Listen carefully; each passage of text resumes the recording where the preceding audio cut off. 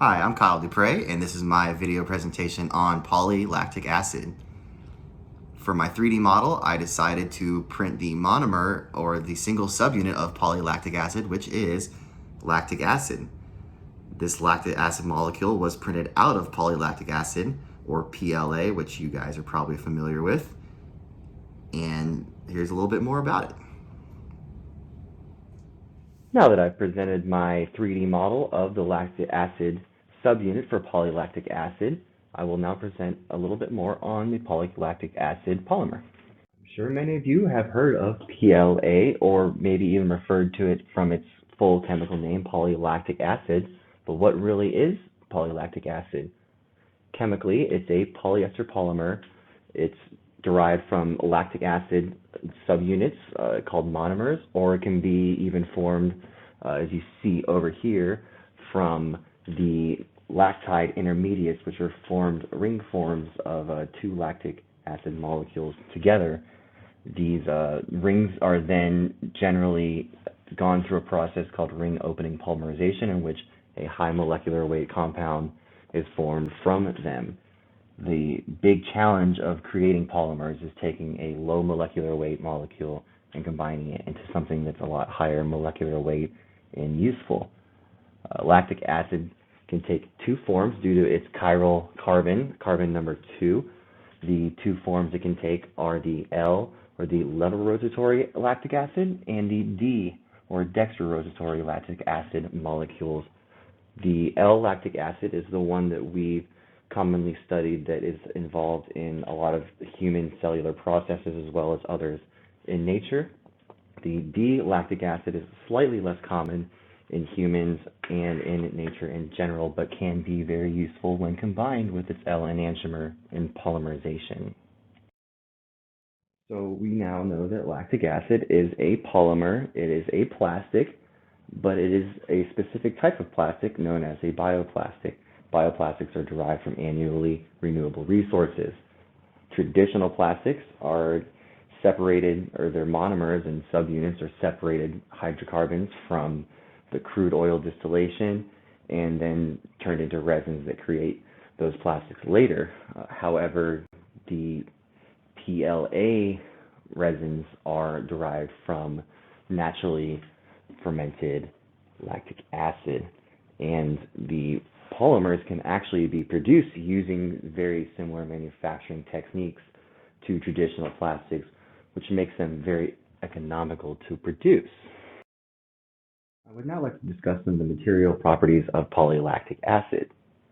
Polylactic acid has mechanical properties that range between polystyrene and polyethylene terephthalate, so it's reasonably rigid and tough. The thermal properties of polylactic acid are what makes it both useful and limits its use depending on its composition. Standard PLA has a relatively low melting point and glass transition temperature, which makes it good for 3D printing, but not so good in applications where a higher heat is subjected to it. In these cases, some of the dextrorotatory lactic acid enantiomer can be added to the mixture in the polymer, and that will increase its thermal handling capabilities, sometimes going up to and over 100 degrees Celsius.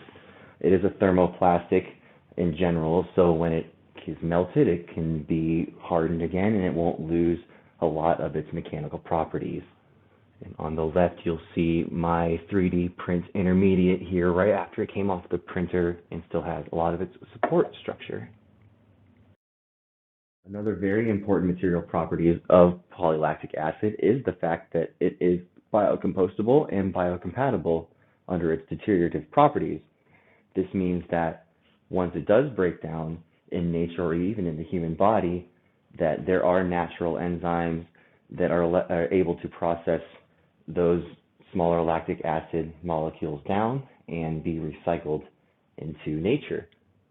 Some optical properties that are very cool about PLA as well is that it can be colored and it can also be translucent or clear, depending on your application.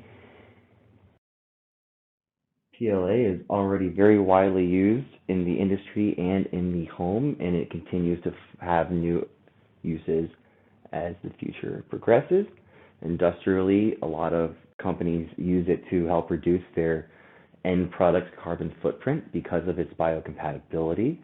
On the consumer level, of course, we've all heard of PLA filament for 3D printers, but it also can be used for food packaging, for one-time use plastics, silverware, plasticware like that. In medical, it has a very, very wide application from medical screws, dissolvable sutures, stents, anything that you may want the body to interact with in a positive way or in a non-toxic way. PLA can be very useful. And that is the end of my presentation. I hope you all learned a little something about polylactic acid today. If you have any questions, I am more than happy to answer them. And on the screen here, I did throw a screenshot of my SolidWorks desktop when I was modeling the lactic acid molecule, as well as a screenshot of the slicing software that I used to create a toolpath for the 3D printer. Thank you guys very much.